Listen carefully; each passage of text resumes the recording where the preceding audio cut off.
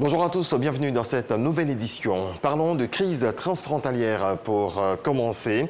L'Organisation internationale pour les migrations, OIM, a organisé une simulation de crise en conditions réelles, première du genre dans le pays. Cet exercice a été conduit dans la région de Kagadougou, située au nord-ouest du pays, à la frontière avec le Mali et le Burkina Faso. FWI. Des populations d'un village frontalier suite au déclenchement d'une crise accourent vers le premier village du pays voisin à la recherche de paix. Elles sont accueillies par les communautés locales qui préviennent aussitôt les autorités. À partir de cet instant, un comité régional de sécurité est activé.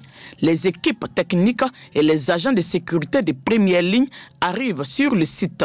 Sécurisation du périmètre, identification des déplacés, prise en charge des blessés et des personnes vulnérables. Ensuite, les déplacés sont acheminés dans un lieu de transit avec un certain nombre de commodités avant de recevoir la visite du premier responsable administratif de la région. Nous ne sommes pas dans la réalité, mais à un exercice de simulation de crise transfrontalière grandeur nature, le CIMEX. Organisé dans le cadre du projet Renforcer la gestion des frontières et la cohésion sociale aux frontières de la Côte d'Ivoire avec le Mali et le Burkina Faso. Financé par le Japon, il est mis en œuvre par l'Organisation internationale pour les migrations, OIM.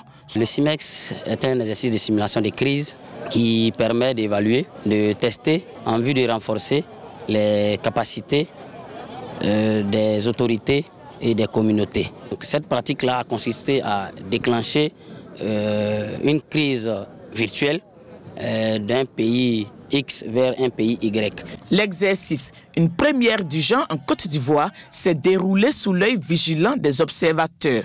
Nos missions ici, c'est de voir les forces de sécurité, la façon dont elles ont géré la crise. Et quand beaucoup de personnes se déplacent comme ça et traversent une frontière, toutes ces personnes ne sont pas de bonne moralité. Il y a parfois des infiltrés, il peut y avoir des gens mal intentionnés. En termes d'acquis, il faut dire que les forces de sécurité ont été mobilisées, ont été promptes. Les acteurs de la santé aussi ont été promptes dans la prise en charge. Maintenant, ce qui reste à corriger, on va le dire, c'est la coordination. Il y a des failles. Et au niveau de la critique, ce sont ces failles-là qu'on va mettre en exergue pour que dorénavant, chaque structure de sécurité, chaque structure sanitaire puisse les intégrer en vue de pallier à d'éventuelles crises transfrontalières. Cet exercice est important pour nous et en même temps qu'il nous permet de revisiter, il nous donne d'autres éléments que nous incrustons pour que si d'autres circonstances se présentent, que nous soyons à même de les affronter et d'être opérationnels sur tous les plans pour apporter assistance à ces personnes qui sont en détresse. Une séance de débriefing a mis fin à cet exercice de simulation. Les recommandations de la dite séance serviront à peaufiner le plan d'intervention régional, une sorte de boussole pour la région du Kagadougou et d'autres régions en cas de survenue de crises transfrontalières. Un mois, hier, 10 avril, que le Premier ministre Ahmed Bakayoko a tiré sa révérence. Son successeur, le Premier ministre Patrick Achi, a fait une demande de messe en sa mémoire ce samedi à l'église Notre-Dame de la Tendresse de la Riviera. Un moment de recueillement et de prière pour le repos de son âme et de soutien à son épouse ainsi qu'à ses enfants. Rendons-nous à Beaunois où se déroule en ce moment le Popo Carnaval. C'est la 40e édition qui a démarré le 5 avril et qui va s'achever le 18. La cérémonie d'ouverture a été suivie par Patricia Omouetia. Voici son compte-rendu. Il n'est pas aussi célèbre que le fastueux carnaval de Rio, mais avec cette 40e édition, le Popo Carnaval de Beaunois voit grand et compte s'internationaliser. Après une année d'arrêt en 2020 pour cause de Covid-19, le Popo Carnaval de Beaunois a repris de plus belle. Cette 40e édition, très attendue par les festivaliers, se veut plus innovante et festive. Fanfares, danse folklorique et animation ont meublé cette cérémonie d'ouverture. Véritable institution, le Popo célèbre les traditions et valorise la culture du royaume abourais et hiver. Cette célébration permet aux plus jeunes, aux enfants, aux plus petits de savoir ce qu'est la culture abourais. Et je crois que le Popo Carnaval est tout un prétexte pour pérenniser la culture à Boulay. Il y a le programme habituel du Popo.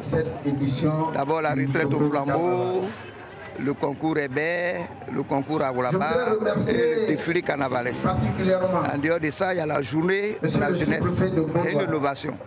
Nous avons décidé cela pour faire la promotion de la jeunesse et puis les former au civisme.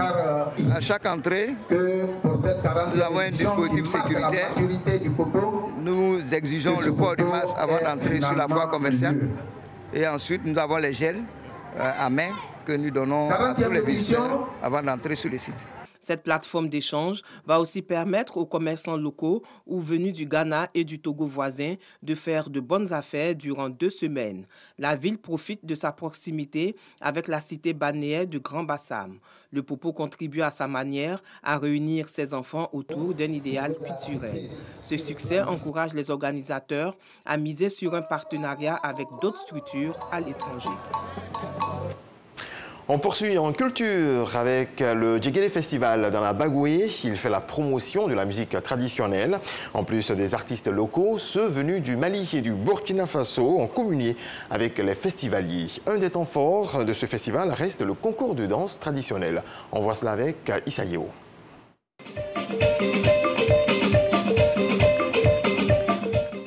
C'est elle, la meilleure danseuse du festival Djegele, édition 2021. Maïmouna Koulibaly, grâce à sa vivacité et sa générosité dans l'effort, a eu les faveurs des membres du jury dans une compétition où 6 candidats étaient en lice. Après sa victoire, elle n'aspire qu'à une seule chose, bénéficier d'aide pour aller à l'école. Bien gagné, je suis très content. Je continue de danser le bal-enfant. Malheureusement, je n'ai pas fréquenté.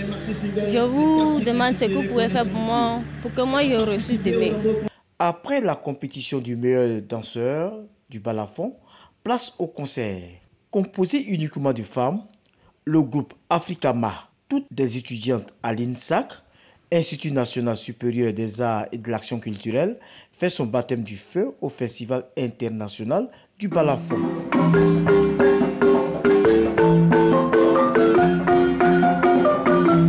Ce 5e festival Djegele est dominé par la présence féminine. Traoré Aïcha, une chanteuse bien connue dans le milieu mandingue en Côte d'Ivoire, donne de la voix.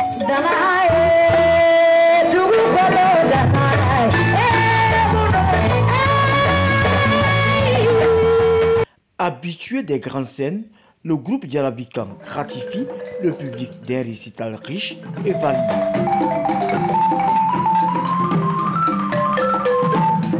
Le festival Djegele, c'est aussi la présence des groupes venus d'ailleurs. Djigia, une formation artistique du Burkina Faso, montre sa dextérité à jouer au balafon.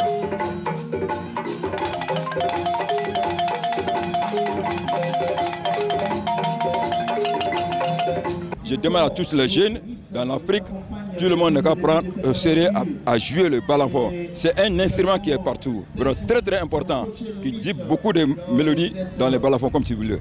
Artiste confirmé au pays des hommes intègres, Ramagoni confirme son talent.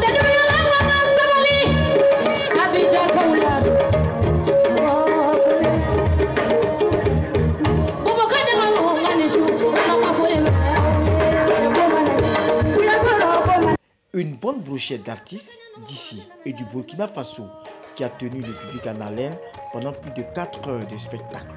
L'apothéose du festival Djegele est prévue ce samedi avec un autre concert pour le bonheur des populations de Boudiali. Parlons à présent de politique. 75 ans du PDCI-RDA, le plus vieux parti de Côte d'Ivoire, a lancé hier les festivités de cet anniversaire. Le PDCI entend renforcer son assise dans le pays dans les prochaines années. Alexis Ouedraogo. Le PDCI-RDA a 75 ans. Ce samedi, à la maison du parti à Cocody, l'heure était au lancement des festivités, marquant ce nouvel âge autour du thème « PDCI-RDA cap sur le centenaire ». Le PDCI-RDA a gagné en dynamisme et présent sur l'étendue du territoire national. Cependant, force est de reconnaître que les actions engagées ces derniers temps ont révélé quelques faiblesses quant à la disponibilité réelle de nos délégations dans les activités majeures du PDCI-RDA sur le terrain. Nous nous donnerons ensemble les moyens de remédier à ces faiblesses à tous les niveaux de nos structures et organes, car comme dit le sage, on n'échoue pas, on apprend. 4 militants ont été élevés au rang de grands officiers dans l'ordre du Bélier pour leur engagement au parti. Pour cette célébration, le PDCI avait à ses côtés plusieurs membres de la plateforme de l'opposition venus exprimer leur soutien. Pour Henri Konan-Bédier, le PDCI-RDA doit aujourd'hui consolider son assise dans le pays. La Côte d'Ivoire tout entière compte sur nous pour ramener la paix, la concorde, la fraternité entre nos peuples et le vrai développement économique et social. Nous avons donc une grande responsabilité devant l'histoire et nous n'avons pas le droit de nous y dérober. Le PDCI-RDA doit donc créer les conditions de la confiance entre le peuple, la classe politique et les partenaires au développement. Le PDCI-RDA continuera sans relâche toutes les actions avec l'ensemble de l'opposition en vue de créer les conditions d'un climat politique apaisé, propice à la réconciliation. C'est le 9 avril 1946 que le PDCI voit le jour. Des prières dans les églises et les mosquées devront encadrer la célébration de ses 75 ans. Dans le reste de l'actualité, l'élection se tient aujourd'hui au Bénin. L'élection présidentielle, à moins de 24 heures du scrutin. Le blocage des voies par les manifestants anti-talons ont perturbé l'acheminement du matériel électoral vers les bureaux de vote du nord du pays. Des camions ont été bloqués. Pourtant, le matériel doit être en place rapidement pour accueillir les électeurs dès 7 heures ce matin. Et on vient de l'apprendre, tout est rentré dans l'ordre. Voilà, c'est tout pour ce 6h30. On se retrouve à l'autre bout de cette journée de dimanche à 23h pour la dernière édition. Excellente journée.